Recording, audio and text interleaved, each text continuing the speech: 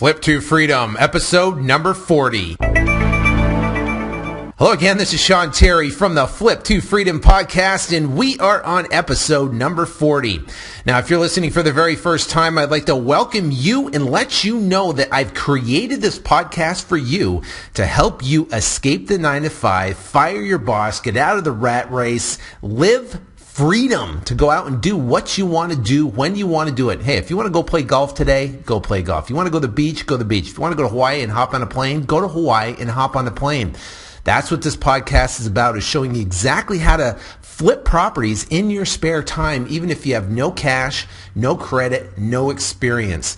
I share in-depth detail on exactly how to do this. So, in this particular episode, I have an awesome gentleman by the name of Jerry Norton, and he is a phenomenal gentleman, and I'll get it more into exactly about him and what he does, but I can tell you in this particular podcast, he's flipping about 50 properties a year, averaging $25,000 to $50,000 per property. Now, that's a ton of cash coming in, and he pretty much drill him on exactly where he finds the properties, how he makes his offers, how he rehabs the properties, because he is a fix and flipper. Now, for us wholesalers, we wholesale properties, we tie them up and turn around and sell them to guys like him. He's a cash buyer that fix and flips properties. So you get to get a good idea of exactly what's going on in the mind of someone like him that is looking to purchase your properties if you're a wholesaler. So he goes out and fixes them, flips them, and turns around and sells them to a retail buyer. And he makes them look nice. He puts in the stainless steel appliances, granite countertops, new kitchens, new flooring, guts the thing down to the bones, and then turns around and sells it for top dollar. And that's what he's doing. And we go into depth in this on exactly some things that he does to go out that makes him so successful. He also talks about what his buy price is, how he determines after repair value, which is very important, and also how he's selling his properties in 30 days or less with some special tricks. Now, that's what this interview is about. You're going to love it. I literally drill him on some great content. But before I do that, if you'd like to get more from Flip to Freedom, I wrote a 129-page book on exactly how to go out and flip properties in your spare time, how to quit your job in 19 weeks or less. It's a detailed 129-page comprehensive blueprint that I've had people tell me they've spent over $1,000 for the same information that I'm giving away for free. Now, if you visit flip2freedom.com, you can go there and you'll see a video of me on the front page. You can enter your email address, and I will send you a special link to where you can download this free report. So definitely go there and get that if you'd like. Also, I'd like to thank a gentleman who actually put a review in iTunes. We've got a ton of them actually in there. And you got to read them. There's some great comments. But this particular gentleman just recently posted one, and I'd like to acknowledge that for sure. And he actually went into iTunes, the iTunes store on his Mac or PC, searched Flip to Freedom and found the podcast, and actually went in and rated the podcast 5 stars. And he said, top-notch trainer. He says, Sean Terry gives you the tools, the inspiration, motivation to go get it. Thus, this podcast just added gallons of fuel to my already burning, blazing fire to dive into the real estate industry. A must subscribe to podcast. So thank you very much for doing that. Flash Beast is what his code name is. So thank you very much for submitting that fun review there. So let's get into Jerry and who Jerry is. Jerry is a phenomenal gentleman who is 33 years old. The guy has 5 kids. Lives in inside of Michigan. His main market is Detroit, Michigan. Now, if you know anything about Detroit, Detroit is considered a depressed market, but he's cranking. And for the past 3 years, he's done well over 200 fix and flip deals. And he's just averaging roughly roughly about $25,000 to $50,000 net profit per deal. Now, he talks about exactly how he goes out and finds the properties, how he makes the offers on the properties. After he gets them, he closes the transaction, how he raises funds, how he raises capital, what he pays his investment partners. He also talks about the rehab and what he does for the rehab. Now, guys, he does this with none of his own money. He does this with money that he has raised to go out and do this. So this is all money that has that's not his. It's no money out of pocket. And he's turning around and doing all these deals and averaging about 50 homes a year, which is just absolutely phenomenal. So he tells you his secrets of rehab and what to do and how to incentivize his subs. He also talks about what the property type of condition and pricing has to be, what his purchase price formula is, to determine his offer that comes in. Then he also talks about what the house has to look like to get it to sell in 30 days or less. And also he gives some great incentives for people to get the property under contract. And then he talks about how to manage the entire system. He literally has 4 properties that he's either having offers in on. He's in the process of closing. Then he's got 4 properties that are in rehab. Then he's got 4 other properties that are in the process of being marketed on the market. And he's got 4 properties that are in the process of being closed. Now, it doesn't work all like that. If anybody has been in the fix and flip business, it kind of fluctuates up and down depending how many deals you get in at once. You might get a ton of deals all at once. And then you're managing all those, and then get them through the closing process. But he pretty much tells exactly how he does it and how he's been very successful doing it. So enough of that jibber jabber. Let's get right into the interview with the one, the only Jerry Norton, the real estate fix and flip guru, mentor, and coach. Let's get into it right now.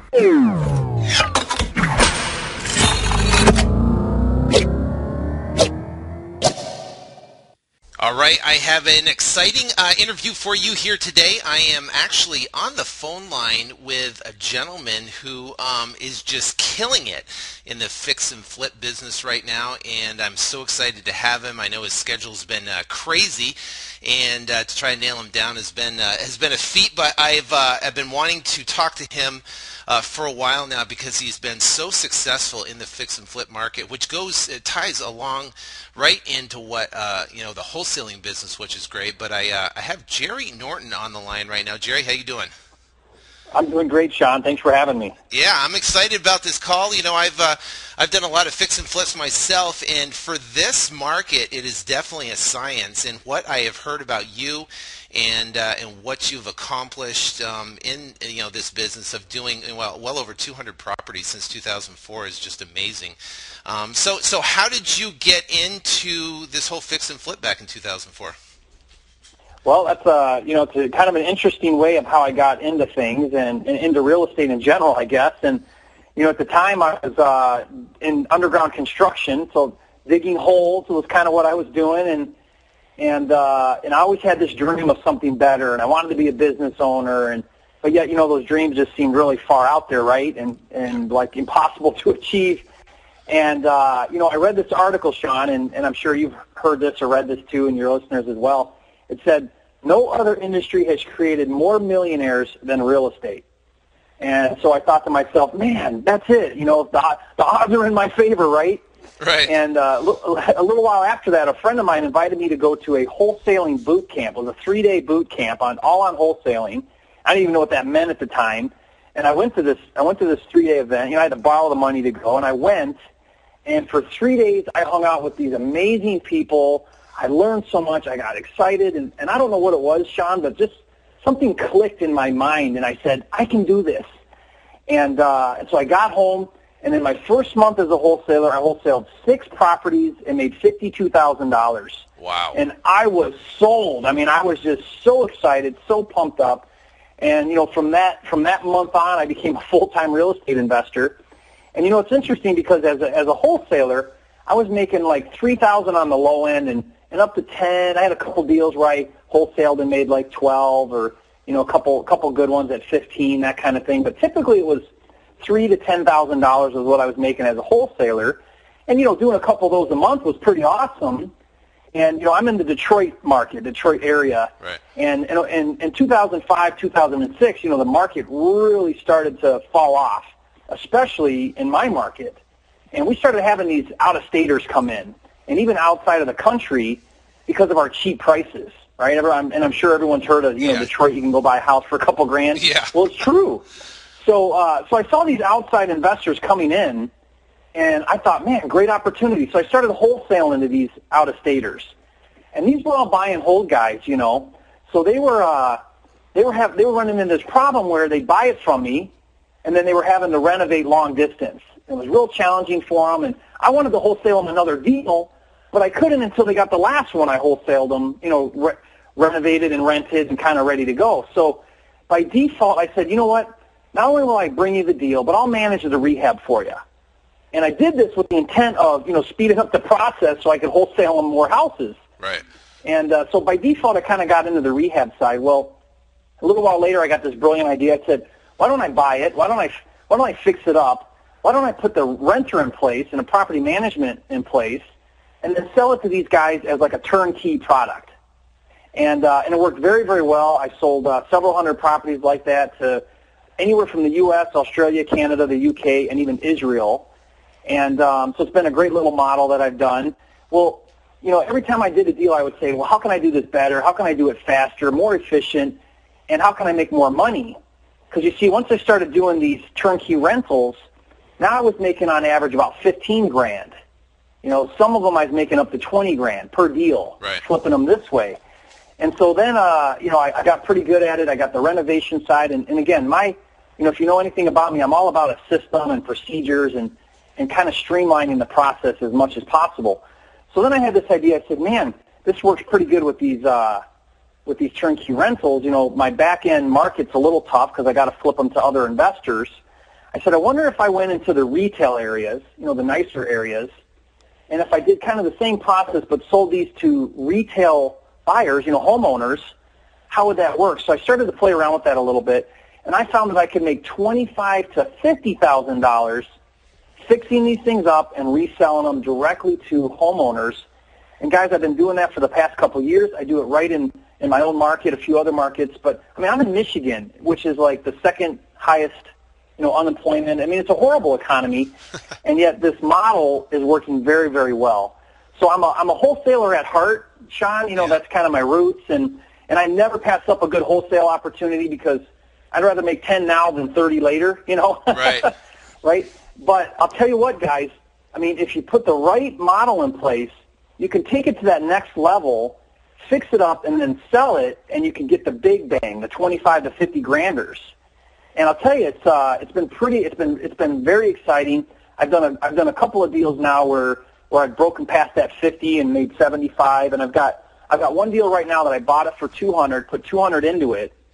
So it's a 6,200 square foot home, a big giant home, and I've got it under contract right now for 575. Wow. I'm just thrilled about it. That's a home run in my mind, And as we go through the call, if we have time, I'll share a little bit about how to really do this fix and flip niche and be successful in this market, because there really is a demand for the type of product that I'm putting out there in every market. So it's pretty exciting, but that's kind of how I got into it and where I'm at today. Yeah, it's actually funny. We were very similar paths. I started myself wholesaling properties and pretty much targeting pre-foreclosures at the time back in early 2003, and then actually moved into the fix and flip and did a very similar business model where basically we optimized the site for the term cash flow properties and got ranked in Google at the number 1 and number 2 spot for that search term, and started getting leads all over the country from people looking for turnkey properties. And we actually went in and bought the lower end properties, fixed them up, to tenant ready, rented out the property and sold it to these to buyers all across the country, which was unconventional financing. So yeah, it's very similar. But for me, I kind of I like the wholesaling game a little bit better because there are some challenges when it comes to to the fix and flip. But it sounds like you have it down to a science, which is and you got your systems in place, which make complete sense. So when you first got started, started, if you go back from the very, very beginning, you had the wholesale background, so you are able to find these properties. And where would you actually start looking if we were going to go through from the very beginning? First off, you obviously got to locate the properties, and you either can do it through means of REOs or short sales or motivated sellers. And where would you target to find these specific properties? Either now or back then. Well, I've always been very MLS driven, and I guess it's because of the market that I've primarily done my real estate career in. I've pretty much always been in a declining market or a depressed market. So when you're in that buyer's market, most of the action's on that MLS. And so right away I went and got my license, not to be a realtor, but to have access to the MLS. And I primarily, most of I would say probably 90% of my deals have come right off the MLS, either as REOs, some short sales. I'm looking for those motivated sellers, but it's all on the MLS, which has been very, very successful for me. Great. And I'm just a big proponent of, if you're an investor, get your license, get on that MLS, because that's where you're going to see a lot of opportunities is on that MLS. Right. Okay, so let's talk about that. So, I've done some bank REOs, and I talk a lot about finding properties through motivated sellers. So, in this current market right now, when you look within the MLS, is there a certain target that you look at? Like, I've done where it's 120 days and it gets a price reduction. I get an email. Is it something like that? Do you do a specific search criteria within the MLS that you're allowed to find these cherry pick properties? Right. So here's what I do. I got my key areas that I really like to focus on, and in my county, there's probably 7 or 8 cities that I really focus on. And for fix and flip, it's absolutely crucial that you go into the right areas. And let me segue before answering that a little bit, Sean, because Sure. because I really need to focus on this point, is that unlike wholesaling, where you can go down and you can wholesale and do really well in maybe a landlord market, or you can wholesale up in the higher end markets to the fix and flip guys. You kind of can pick and choose where you want to do the wholesaling, and you just have to understand who you're wholesaling it to, right? Well, with fix and flip, you've got to be in those highly desirable retail areas. So I won't try to fix and flip unless I'm in out of a rental area. It's got to be a good retail area with good sales activity, good schools where everybody's moving, wants to be. Those are the type of areas that I go into fix and flip. But what I do with my searches is every day I have my automated searches set up, and it breaks it down into the criteria I'm looking for, the city I'm looking for. I want it to show me REOs. I want it to show me short sales. And then every morning I'm looking at those searches, and then I know, I pick out, okay, these are the ones I'm going after, start making offers. And then I'll do those searches again in the afternoon in case I missed something that came on, after my morning search. Uh-huh. And I just really work that system. And I've got 7 or 8 key cities, and there isn't a listing on the MLS that I don't see and know about right away, and then react to quickly. Gotcha. And a lot of the deals I get, it came out at 8 o'clock, and I'm out there by 8:30 and got my offer in by 8:45. Right. Because that's how you got to get some of those deals. Absolutely, I agree 100%.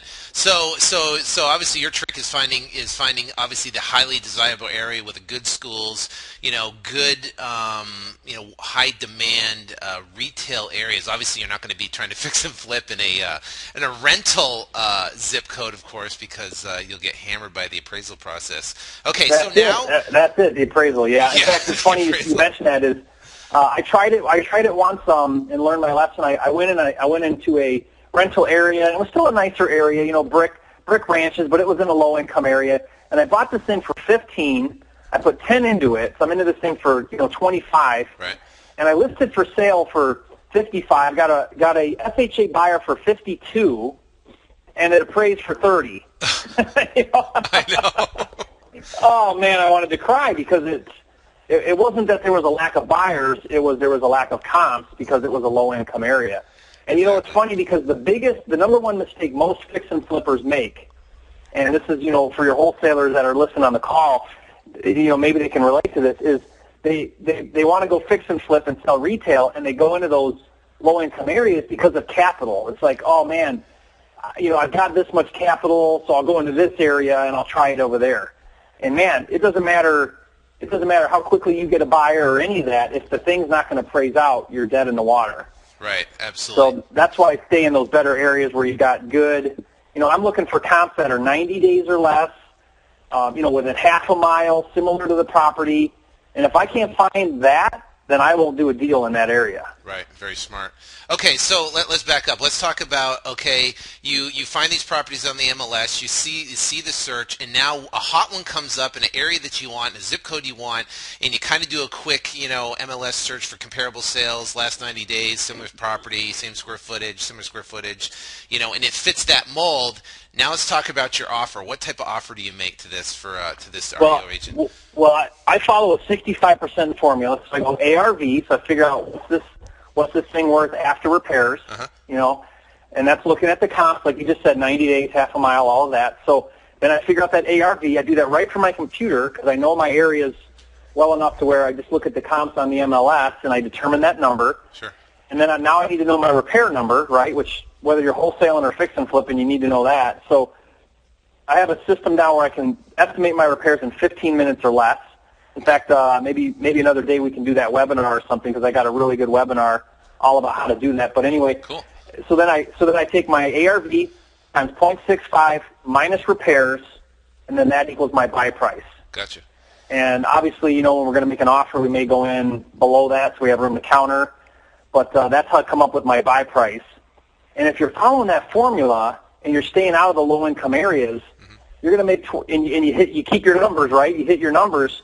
You're going to make $25,000 to $50,000 on a typical deal, and on your higher-end deals, you can make a heck of a lot more than that. Okay, so let's say theoretically we have a property that's listed for $125,000. You do the ARV and you meet that, but do you do a certain percentage below the actual list price? So it's a list price. It's on there. It just comes out. It's $125,000 or whatever. Do you come in automatically, or it's strictly ARV driven?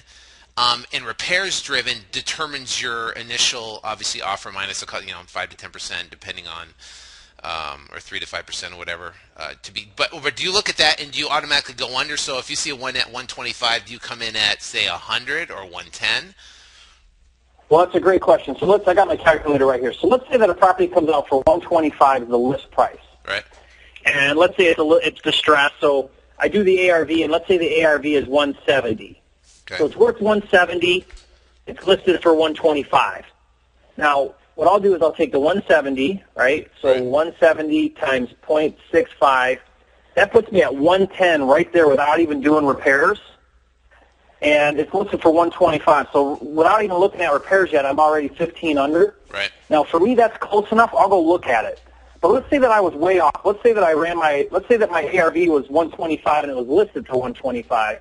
Well, 125 times 0.65 puts me at 81. It's listed for 125. Right. I wouldn't go look at that because I'm so far off. I haven't even figured out repairs yet. So Right. if repairs are 20, that puts me at 60. I'm 50% of list price. Now, what I will do that a lot of investors won't do, and Sean, I hope everybody's listening, is I'll make an offer. I don't care how far below list price I am. I'll still make an offer. I don't care. It's just a numbers game, right? Right. So I make offers on everything in my market, no matter how far off I am. But I don't go look at it unless it's close, fairly close. So like in this case, I would say, okay, let's say that it needs 25 in repairs. So minus 25, that means I got to buy this thing for like 55, right? It's listed for 125. Right. So I'll go in and I'll make an offer without even looking at it, $50,000. I'll just throw in a lowball offer, and what I'm looking for is a decent counter. If I get a decent counter, then I'll go look at it. Gotcha. Okay, now So let's I'm talk trying about to draw out that motivated seller. Right, exactly. Now, so let's talk about the offer. In your offering, obviously cash, Cash, yep. quick close. Quick And close. Is it 10 days after acceptance or? Well, if I want to go in, so there's a couple strategies to go in with a really strong offer, right? Right. Obviously, cash. You got to be cash, because if you're financing contingency, then you're going to go Forget it. overlooked by the cash offers, right? The other thing that I'll do if I really want to come in is I'll increase my EMD. So instead of $1,000, I might come in at 5,000 or even 10,000, right? And then the other thing is I'll waive my inspection contingency Yep. if I need to. Now, I don't do that if I haven't looked at it, obviously, right? Right. But if I've looked at it and I feel really comfortable with the numbers, then I'll go in and I'll say I can close in 10 days. I got a $10,000 earnest money. I'm cash, and I'll waive my inspection. And, man, I've gotten some deals where I was $20,000, $30,000 below other offers, and I got the deal because I came in so strong with my offer. Good. That's awesome. Great tip. Now, I've also seen when I'm putting in offers and stuff that banks right now are weird because, let's say you have your $125,000 house, you put in your offers for, say, let's call it 100. They'll counter at like 123, barely coming down. And then just to see how bad the person wants it, and then what I do is I counter at like 103, and then they accept it, depending on how motivated they are. But they play that first counter challenge, I guess what you call it. Have you seen that? Oh, yeah. It's funny because sometimes I'll make an offer, and they'll come right back at list price. And basically what they're saying is go jump off a cliff, right? Right. But you know what? I talk to so many investors and a lot of my students, and they say they just don't handle that rejection all that well. And man, I'm making 100 to 200 offers a month. It's not emotional. If they tell me no on 100 offers, I don't care because I know that 101th might be the one I get. So just make the offers, and then if they counter at really high like that, counter back like you just said. Go up. I like to come up incrementally and let them come down exponentially. Right. You know what I mean? And It's amazing how many deals you can get if you just there's something that happens, Sean, when you just get in the habit of making offers. It's like you step into the shoes of an investor once you start doing that. And, I had a student who told me once recently, he said, man, I just can't get a deal. And I said, well, how many offers are you making? And he said, well, last week I made 4. And it's like, man, you got to make 25. You can't make 4. Right. It's a numbers game, absolutely. And now, question for the wholesale for this that will kind of help the wholesalers, I guess. Let's say you have a wholesaler. Let's say I'm a wholesaler. I'm in your market, and I bring you a property, and the property is, say, listed for 125, and I bring it to you, say, at that 110 number. You'll still go through. I'm assuming go through your numbers of your ARV and stuff, but do you get turned away if a wholesaler brings you a property that's listed at like that? Or would you just want to make an offer on a property right in the same neighborhood? So he's got it under contract for 110? Yeah, he's got it under contract, and he wants to do a quick flip for to you as a buyer for 110. It's listed for 125, or Yeah. So what I would do with that is I would just I would run my formula, and I ask him. I say, well, what are the repairs? Now I'm going to confirm those numbers, but I want to see what he thinks they are. Mm-hmm. And I can do the ARV without going out to the property because I can do that right on the MLS, right? So I'll do my ARV. I'll run the numbers, and if he's hitting my 65% formula based on just what he's given me, then I'll say, all right, we might have a deal. I got to go look at this thing. I got to confirm the numbers, but we might have a deal. And look, I could care less if he got it for $20,000 and he's bringing it to me, whatever. Some people get hung up on that, but as a wholesaler, I understand what that's like, and as long as somebody brings me a deal and it fits my margins, hey, I'm up for it. Bring them. I'll take as many wholesalers or bird dogs that want to come to me, bring them to me, because it's more eyes and ears out on the streets for me. It's better for me. Yeah, then you don't have to go through the work of making the offer and going through and dealing with the agent, going through open escrow, and they have pretty much they have it all done for you. They're just basically teeing up a deal that fits within your parameters, and you say, okay, you pull the trigger on it if it makes sense. Okay. All right. So now you got the property, you got the thing. Now, when it comes to funding, are you using hard money, private money, your own money? What are you using? All right. Now that's the key with fix and flip, and that's the one caveat when you go from wholesale to fix and flip is the capital, because now you're closing on the deal, you're making improvements, and you're listing it for sale. You've got 120, 140 days now with capital tied up. Yep. And but look, to figure out the capital side and then go from making 5 or 10 on a deal to making 25 to 50 on a deal, it's worth figuring out how to get that capital, and it's really not as hard as people think. I mean, I used to think that was really hard to do. How am I going to get people to give me money to do these deals? But it's not. It's not that hard, especially if you can show somebody, look, here's the numbers. Here's what we're going to do to the property. Here's the comps.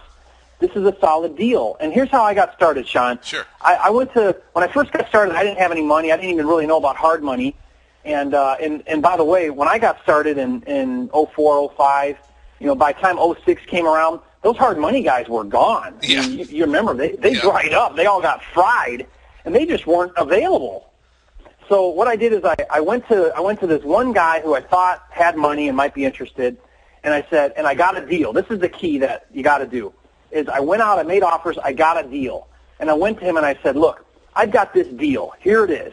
It closes in 3 weeks. And here's my rehab numbers. Here's all my comps. And we can make $30,000 on this deal. But I need you to put up $100,000. That's what I needed on that first deal. It was like 75 and 25 was the rehab. I said, I need $100,000. I'll do all the work. I already found the deal.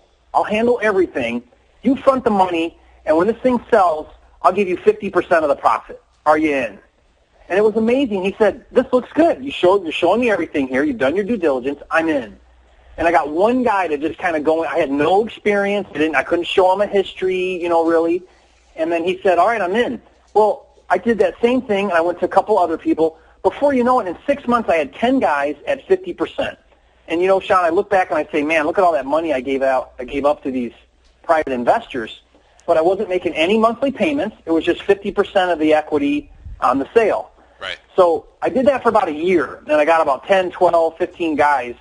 And then what I did is I went to all of them and I said, look, no longer am I doing 50%, but I will pay you 15% interest only paid monthly. Because now I could float the monthly payments. Right. So now on that deal where I make 30, instead of giving up 15, I might pay 5,000 in interest, right? Right. So I was keeping 25 in my pocket. And so then since then I put together this, I call it my prospectus, but it's like an 80-page business plan. Right. And I sit down with a private investor, and I walk through and I say, here's how your money's safe. You're the first lien holder. Here's how long it should take. And I kind of walk through the whole process. I show them examples now. Look at this deal. Look at this deal. Make them feel real comfortable, and then say, are you in? And, I remember being so intimidated to ask somebody for $100,000. Now I'll ask somebody for $1 million and not even blink because it's, where else is somebody going to, where else is somebody going to get 15% on their money secured by real estate? You're well below market value on it. And so it's just this habit of getting out there and asking for it. That's it. Yeah, I agree 100%. I mean, I think I started the exact same way, and it was where, I found a great deal. I had to have the deal first. It's very difficult to try to go talk to someone about a potential deal or a theoretical deal, but if you have a deal in hand, and you say, here's the numbers, here's the property, you can go look at it, here's the deal, we got to close.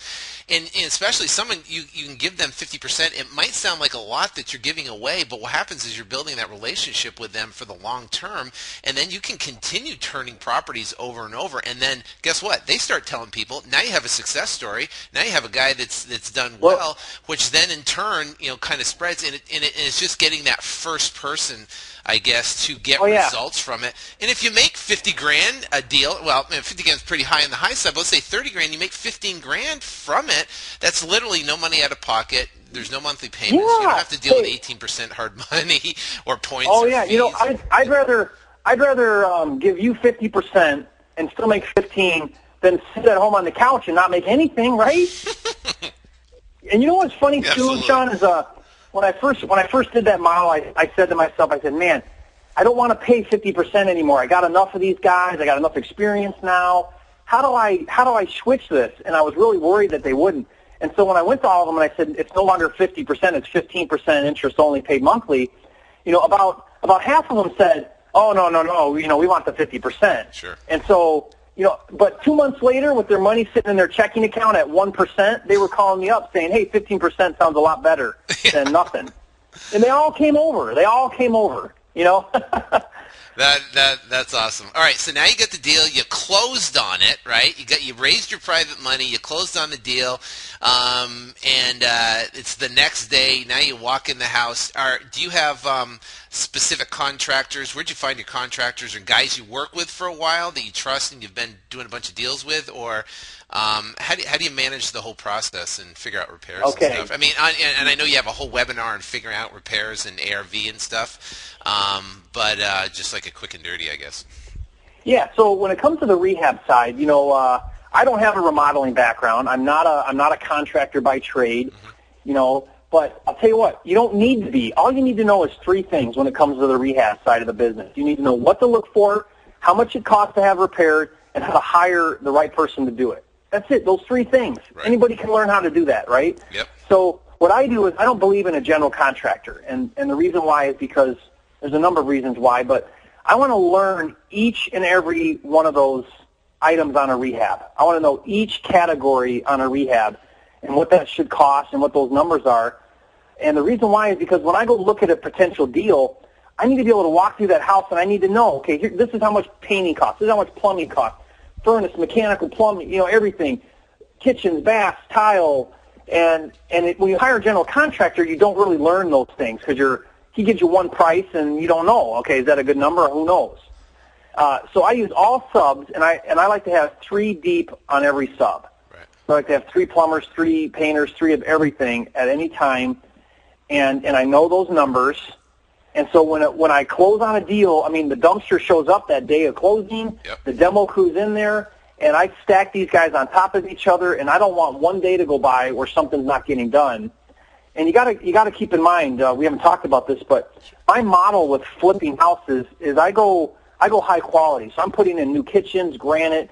When I'm done with one of my houses, it's like a new house. And the reason why I do this is because in most markets right now today, anywhere across the country, there's a shortage of that like new construction inventory. There's just nothing really like it. We got lots of short sales. We got lots of REOs. We got lots of lived-in stuff. But my houses are the nicest houses in the neighborhood. And there's a buyer out there that doesn't want the short sale. He doesn't want the REO. He doesn't want to fix anything up. He wants to move in and everything be brand new. And that's the type of buyer that I target on my flips. So I go into these houses and I'm doing that. I'm gutting out the kitchens and baths, putting everything in new. In a way, it's almost easier to gut the place and put everything in new than it is to leave this, leave that, you know. Right. You know, and there's two different methods, you know, when it comes to the fix and flip. And I know when you're going in and fixing and you're doing turnkey renovated properties is, you know, obviously you want to make it rent ready. You're not going to go put a whole new kitchen in. But when you're dealing with the retail buyer, I agree 1,000%, because when buyers are out there and they're looking at all the available properties in this market they can buy, if the thing is priced competitively, and it can be above, you know, obviously. Above, yeah. It could be above that. But if you walk in and the place is mint, and I'm talking mint, so when you walk in and the place is squeaky clean, it smells good, it has fresh paint, it has new flooring, it has new granite countertops, new kitchen, new stainless steel appliances, people walk in there going, wow, especially if it's mini staged, not full furniture and stuff, but people walk in and go, wow, this place is nice. So, so you're when you deal with your construction side of it, do you give any type of? I mean, do you have a general, or do you just have a bunch of subs? I just have a bunch of subs. Now I got some help to kind of check some things, because I can't run around and look at everything all the time. And sure. You know, I typically have like 10, 15 deals going on at a time. But I keep a really tight leash on my subs to make sure that I've got, you know, they're there. But I don't have a general that I hire and he marks everything up 15% or whatever. Because I want to make sure that those subs are my subs, not his subs, and I can call them at any time, and so, you know, they give me good pricing, and you know, I'm keeping an eye on them, making sure that the work's getting done quickly and on budget and on schedule. But you know, you kind of get that part of it lined up and going, and you know, I like to put out my timeline right in the beginning and say, look, here's the timeline when everybody needs to be in here and out of here, and let's keep to the schedule, guys. And you know, all my guys, they work really good together, and so if you get those right contractors, those right subs, they know what their job is, and, you know, I don't do the handyman or the, you know, jack of all trades, because that'll take forever on your rehab. You know, I got, you know, the window guys, that's all they do is windows. The gutters, all they do is gutters. The wood floors, all they do is wood floors. So, I mean, they're in and out of there on their job in a couple days, and so I keep them all, you know, right after each other, and it gets it done pretty quick. So your average turnaround on a fix and flip, you know, for let's say $150,000 property, you're talking a couple weeks. Well, usually it's, you know, 30 to 60 days on the rehab. Yep. Depending on how big the house is and how big the rehab is, obviously. Sure. Yep. And then usually I'm on the market for a couple weeks, and I usually get my buyers under contract in 30 days or less. Wow. Which is saying something in today's market, right? Absolutely, yep. And then usually it's another 30 to 45 days to close, right, because they got to get financing. So, yeah, it's usually about 120 days as an average, 140 days turnaround time. Okay. Per deal. So let's say okay, so now you get in, you go in, you assess how much you have to do for your rehab and construction. You do everything ultra nice, obviously, because you want to have a good quality product for your buyers to come in, compare obviously better than the other surrounding properties. And then now you're at the end of completion and you're done. And you're getting the place all cleaned up, ready to go. When you're determining your list price to actually figure out, and you have, you look at everything in the marketplace right there, is your goal to be slightly higher? I'm asking this in a general term because I know each specific deal is different. But what seems to be working for you for actually pricing compared to other properties? Well, the one thing is every deal I look at when I determine my ARV, I go, I got to be really careful here because I don't want to go into a deal using numbers that might be tough to hit with appraisals. Right. So I'm very realistic as to what it could sell for, mm-hmm. And if I can live with those numbers, then I do the deal. Now, when it's time to sell it, I'll run my comps again and I'll look at those numbers, and then I may go well over the actual sell price just to see if I can get more for it. Now, I realize in my mind I might have an appraisal issue if I sell it for more than it's going to appraise for, mm-hmm. And that happens all the time. So, like, I'll tell you, I had a deal that I went into it thinking the back end number was 220, and this was conservative ARV number. Now, I listed it and I got it sold for 240, right? So Sweet. 20 grand over. Yeah. So, but look, at 220, I was going to make 40 grand on this deal. And that's at 220. I was going to make 40. At 240, obviously, I was going to make 60. So, and then I had all these appraisal issues, right? And I ended up getting it done at 230. I got the appraisal up to two. This was conventional. I got the appraisal up to 230. But look, even if I $10,000. Yeah. So now I'm just fighting over extra profit on appraisals and all of that. Right. But I went into the deal. So even if it would have came in at 220, I still would have been okay. But what if I would have went into the deal thinking I'm going to get 240 to make 40, right? And now I'm cutting into my margin. So I always go in with my eyes open, but then look, my houses are the nicest ones out there, so I never have a problem selling them at market value or above market value. And now I just got to deal with how to get around the appraisals. But even when the appraisals ding me, I'm still making money on them. Right. So it's, that's really how you should approach that. Yeah, very smart. I agree. I agree 100%. You can get a premium if your property's in mint condition. So let's talk about your actual property. Do you have it staged or not staged? Some of them I do. Now, you mentioned stainless steel appliances. I put stainless steel appliances in all my houses. Yeah. Sometimes I'll put the fridge in. Sometimes I won't. I just kind of play that one, by ear. I found that with the fridge, sometimes it sells for just as well without it, so I'll try to not put it in. But I'll always put in the dishwasher, microwave, and stove, and the stainless steel. And part of the reason for that is I want that kitchen to pop. When they walk in there and you've got those stainless steel appliances with the granite and the new kitchen cabinets, I mean, it just looks outstanding, right? Right. And absolutely. so I always great do in that. the pictures on the MLS, too. It looks awesome on the MLS, and, it's worth I can get everything, fridge, stove, dishwasher, microwave, for $2,600, stainless steel. Right. So I just budget it in every deal. So, and then I decide, well, should I put the fridge in or not? But, and then some of them I stage, not all of them. Definitely my nicer homes, my higher-end homes, I'll stage those. But like some of these cookie-cutter, like 1,000-square-foot homes that sell for $150, they're pretty simple floor plans, and I don't need to stage those ones. But like a 4,000 square foot house, that it would just look so empty without the staging. So Absolutely. That's worth the staging. Yeah. Okay. So now when obviously you're the listing agent because you're a real estate agent, of course, right? And when so now you pick your price, you've got it staged, the place looks mint, now you're going to list it. Do you give any type of incentive to the buyer's agent? Yeah, so here's what I do. And since I am licensed, for the longest time I didn't do my own listings because I didn't want to have to manage that process. But recently, in the past year and a half or so, I went and got my broker's license, and so now I have an agent that works for me, and she does it all, and I basically, it only costs me nothing to do, right? So, right, pretty much. But for the longest time, I would use a listing agent. And here's what I did: I paid him a flat fee, and I paid $1,650 per listing, $1,650 per listing. Perfect. And but now I'm giving them volume, right? Volume, yeah. You did volume, yeah. Yeah. So they'd be happy, yeah. So they're fine with it. And then I would go pick the best, most well-recognized name out there in my market to do my listings. And they would do them for $1,650 because they want the volume and they want their, think about it. They got their sign out in there, all these yards. It just helps them so much to have more exposure. And then on the buy side, I would give the buyer's agent 3.5%. I still do this. I give them 3.5% instead of 3%. And I've tested this. I've tested 4%. 3.5 is very motivating. And then I'll give them a $1,000 bonus if they can close in 45 days from accepted purchase agreement. Perfect. And 45 days is plenty of time for them to get the deal done. And that keeps them motivated to get the inspection, the appraisal, all that stuff going. And I stick to that. So I haven't done that. That is very smart. Keep going. Yeah, so if they close on day 46, they don't get it. And I tell them right up front, look, if you can't close it in 45 days, you don't get the $1,000.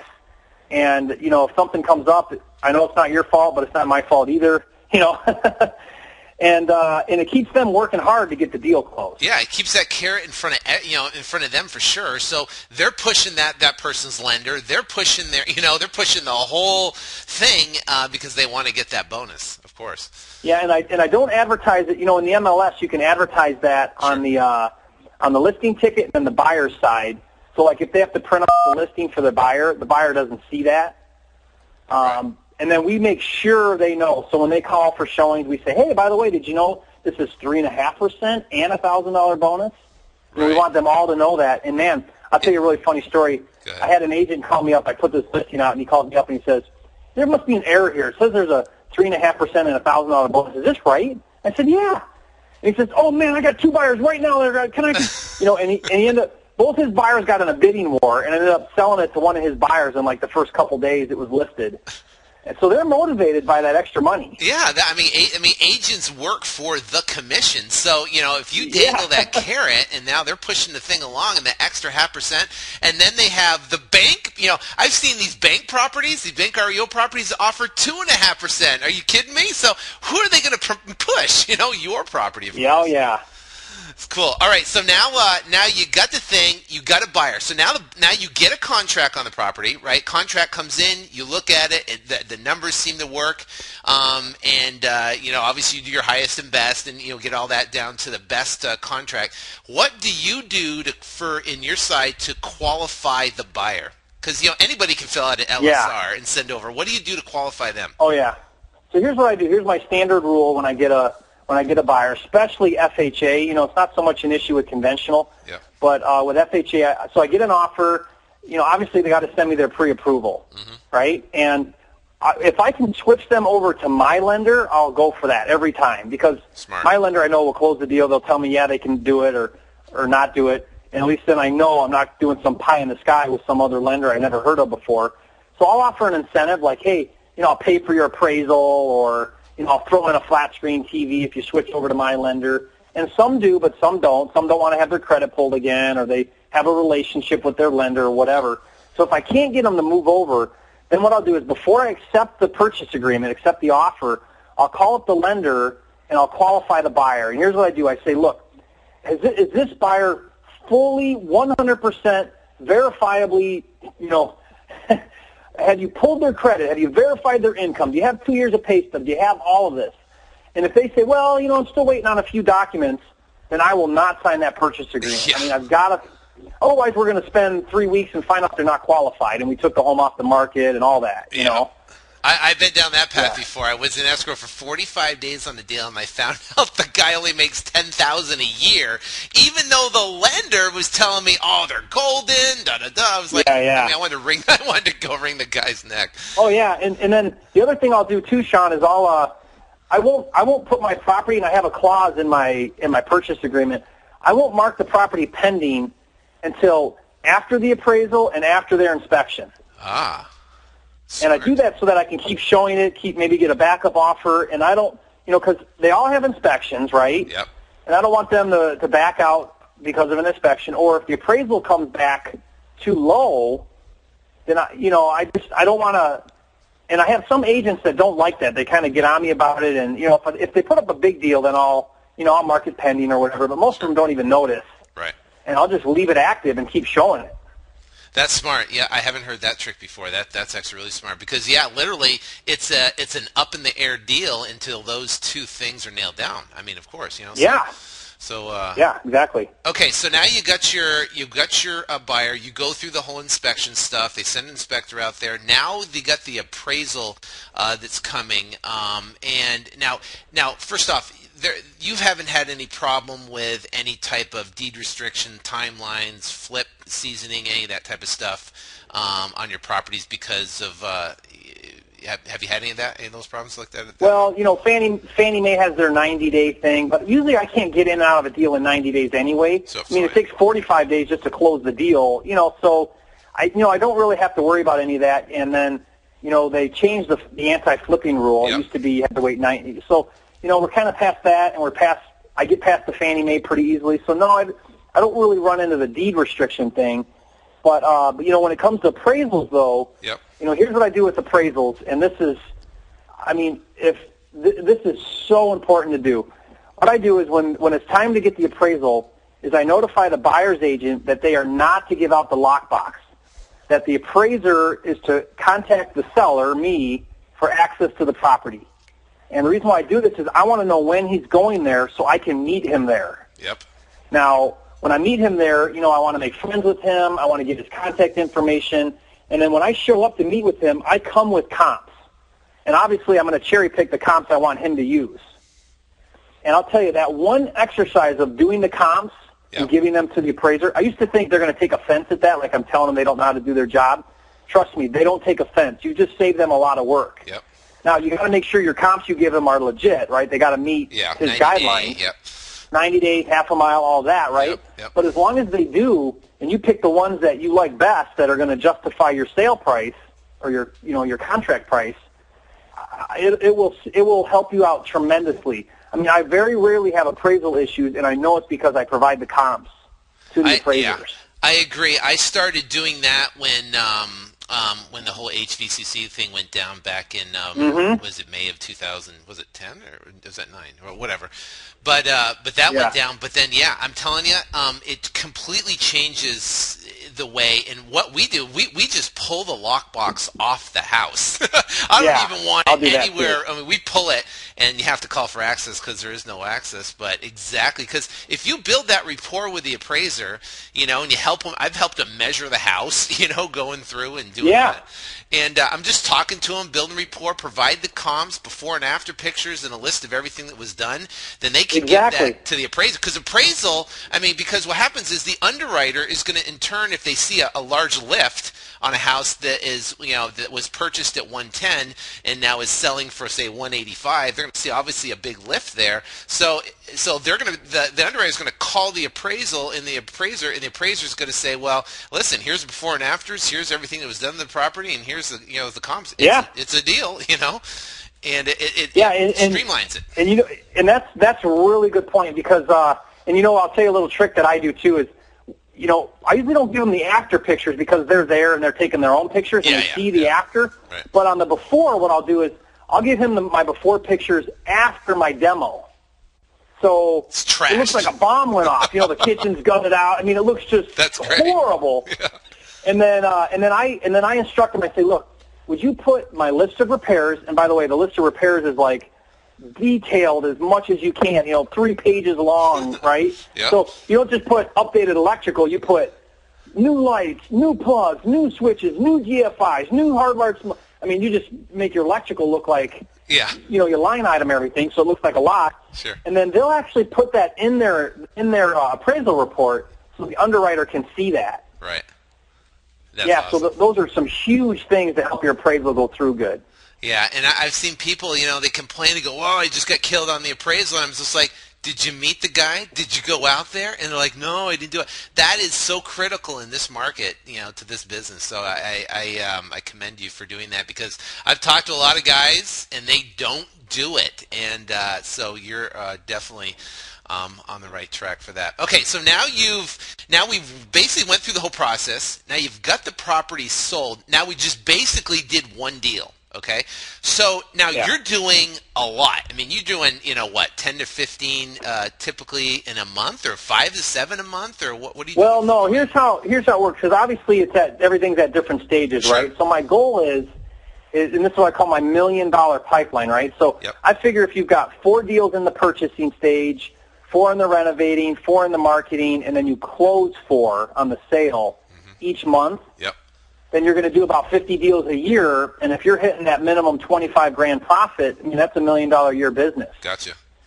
So I figure it takes about 16 deals at different different stages to sell for a month. So you kind of need to be, it's almost like buy 4, sell 4 every month to really hit those numbers. And I hit those numbers consistently, and then sometimes I don't hit those numbers. I mean, it all depends on, you know how it is. You sure. make offers, and it's not nothing science. There's no way you're going to have, hey, I've got, and it's probably at not one time you're ever going to have 4, 4, 4, 4, 4. It's just you're cranking, you're making offers, you're fixing houses, you got deals on the market, you're blowing and going, but you're pushing the envelope. So how do you manage all that? So I guess that's the bottom line of the. Well, it's been a pretty high and it's been a pretty high intense business, but it is all about the system. So I believe in this business you have to be the the orchestrator of the system. Yep. So I do have people in place that help. I don't want to be licking envelopes. I don't want to be swinging a hammer. Any of those kinds of things. And now I'm not being my real value for the business. So I'm very conscious of how am I spending my time. I don't overwork. I've got 5 kids, all under the age of 10, wow. and family's important to me. So I don't. For me, a long week is 40 hours. So, and in the summer it's a lot less because I'm in Michigan and, I got a ski boat and I like to do things. And so it's all about managing the system, and you get the right people in place, the right system. It's funny because I look at a guy that does, like, I call him a onesie twosie, right? Does 1 or 2 deals a year. Yep. And without a system, swinging the hammer or doing everything himself, he's doing 1 or 2 deals a year. And I'm doing, 40, 50 deals a year for the same time. But it's because I'm utilizing a system and the right people and all of that. So it's just amazing how when you utilize the right system, how you can exponentially multiply your efforts. You know what I mean? Oh yeah, absolutely. And actually, talking about system, your $1 million system, you actually created an actual course, so people can, if someone wants to learn, about the fix and flip business and learn from an expert trainer like yourself that is in the business now, and the thing is that I drilled you with some pretty timely questions that were. That you answered, right on the money. I can tell you that for someone that's in this market right now, fixing and flipping, and it's not something that you did 10 years ago and now you're teaching. It's something that I can tell that you're doing in this market right now, which you gave some phenomenal tips. But for someone who's actually listening to this right now and they're thinking, wow, this is unbelievable content. It's something that I would like to take my business to the next level. You actually created an actual training course, didn't you? For people there, because you probably got asked for people going, hey, how the heck do you do what you do, and you actually put it into a training course. Yeah, it's really exciting. It's A to Z. Everything I do, I lay it all out there, and you get it's a DVD set, like over 5 hours, audio. There's a workbook. I've got I talk about that private money prospectus. I give you mine so you can use it. Just a ton of stuff. All my automation tools that I use to run my business, everything that I've been able to do, several hundred deals in the past couple of years, it's all right there. So yeah, to me, it's worth. I'd give my right arm if I had this system when I first got started, because I would either have saved or made several $100,000 more had I had this when I started. So, I'm partial to it, but it's what's really made me successful in this business. And like you said, the one thing, and that's why I think your show you do, Sean, is so amazing, because the one thing that everybody needs to understand is there is no push-a-button system that's going to make you successful. There isn't. I mean, real estate is constantly evolving, and that's why when you for my students who buy my course, they get to come on my once-a-week group call that we do, and we're talking about those strategies. We're talking about the changes, the market trends, because what I've found in my life and in other successful investors like you, Sean, is if you're constantly changing with the trends, those are the guys that keep making money and successful. If you cling to one little thing or one strategy and you think, okay, this is how I'm going to do it from now on, you're obsolete the next day. I mean, you've got to evolve with the market and what's working, what's not working. Yep.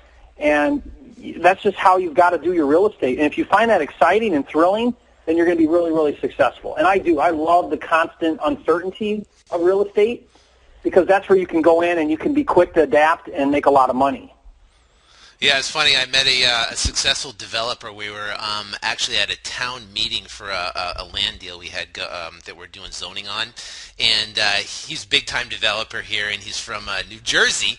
And it's funny because we were talking to him outside, and he goes, so I said, "What do you think about the real estate market?" He goes, "Well, the real estate market, what did he say? He said it's ever evolving and crazy and dynamic." And he's sitting there going off about how crazy it is because it is so dynamic. It is so fluid. There is so many different changes that that come along. But if in from talking to you, you have a solid core understanding of what sells in your market, and it's funny because what you do in your area in Detroit there is exactly what works here in Phoenix, and exactly works what works out in California. Because if you have a house that you can get at a discount and you make it the nicest house in the block, and it's priced not super high, but it's priced, a little bit higher than the other junk properties that are not fixed up, there will be a buyer for that property that will come in and buy it. So I look at that and I look at what you've done with your system there,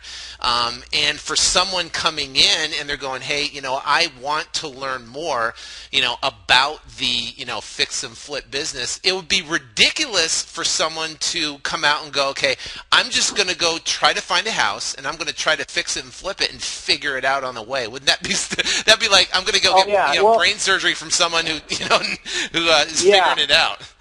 And what's funny, Sean, is one of my biggest regrets I have right now with when I started real estate was that I didn't get a coach, a mentor sooner. And I am such a big believer. I mean, I have 3 different coaches that I pay a monthly fee to in my life, different areas of my life. One of them real estate, because I just once I started doing that, I saw my success just double and triple almost overnight.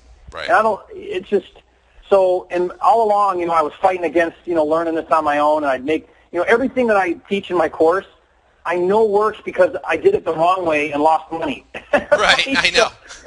And I'm like, man, how stupid was I? I should have gleaned more on others' experience and had that coach and that mentor.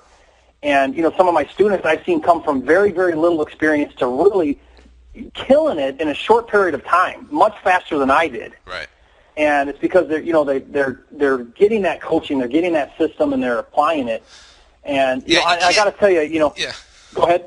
No, I was just saying there is no way you can, especially too in the fix and flip, and you want to raise capital, and you sit down with a private money investor, and you don't have all your ducks in a row and everything lined up, and if you mess up that first deal with that private person that you're trying to deal with to give 50% to, then you're done. You blew it. Yeah. Because you're done. Yeah. So why wouldn't you have everything lined up perfectly, knowing exactly how to present the deal to them, and then getting the deal done, and that will be pretty much set you up for your whole entire business. So it'd be critical. Yeah, and for me looking forward, I'm excited about this year, and I'm looking at what are my goals and so on, and it's funny because when you get good at doing deals, whether it's wholesaling or fix and flip or whatever your strategy is or your niche is, it's amazing what kind of opportunities start to come your way.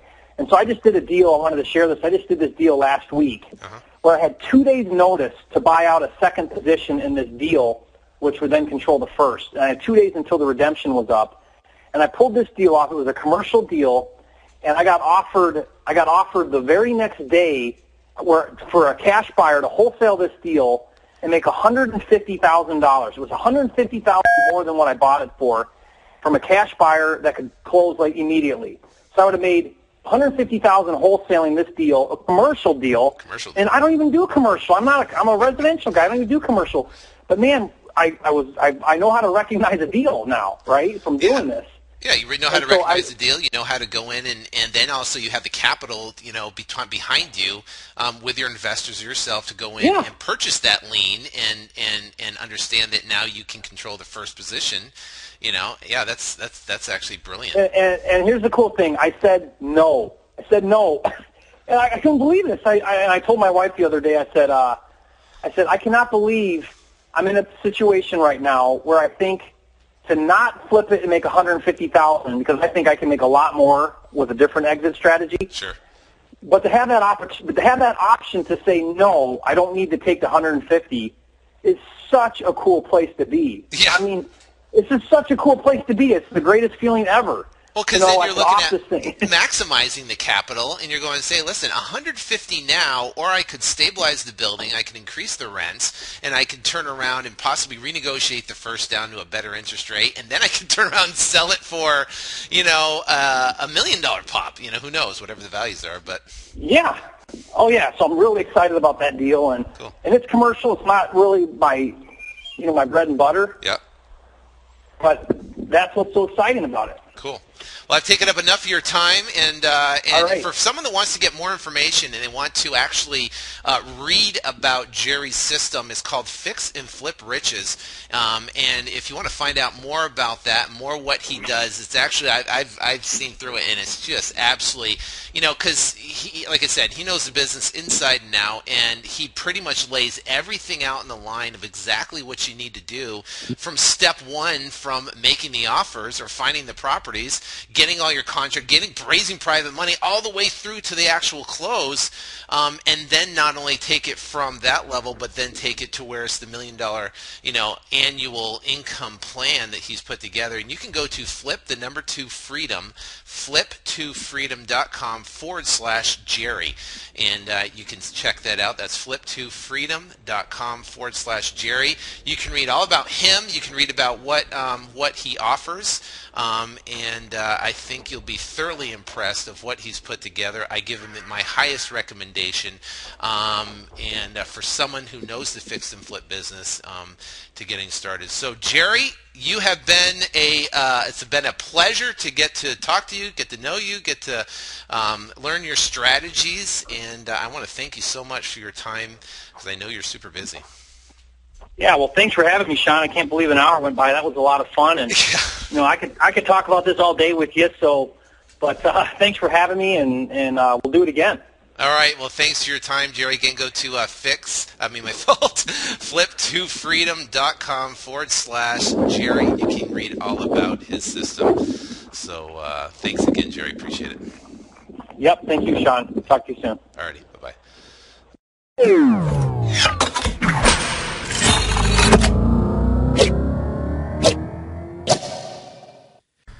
Now, I hope you enjoyed that interview with Jerry Norton. He gave away some unbelievable content on exactly how he runs his business. So again, Jerry, thank you very much for your time. Greatly appreciate it. And if you do want more information about Jerry, again, you can go to flip2freedom.com/Jerry, flip2freedom.com/Jerry. You can read all about him, what he does, how he does it, and his system that he has there. All right, this is it for this episode. We will talk to you in the next episode next week, and I hope you have a great week. Take care, and God bless.